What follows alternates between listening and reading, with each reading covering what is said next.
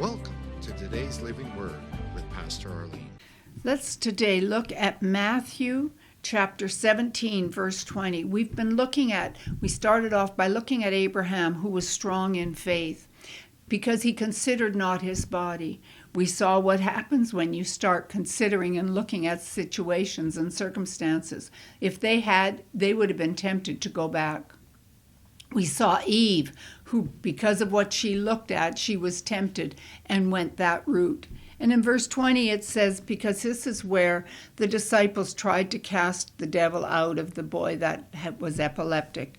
And they couldn't. And Jesus said, why couldn't we, not Jesus, the disciples asked Jesus, why couldn't we cast it out? And here it's very clear. Jesus said, because of your unbelief.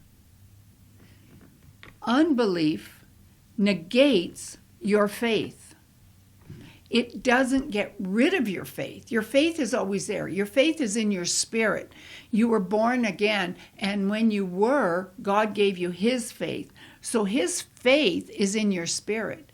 It's in the mind, the soul realm, that unbelief, what you see in the natural, becomes so big that your faith is no longer working. It's there, but you've negated your faith so that it's not working. So unbelief is a problem.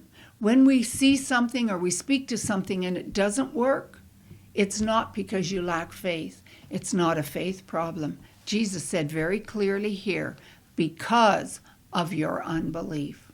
You start looking at the natural instead of the supernatural word of God, which is truth. Thank you for joining us.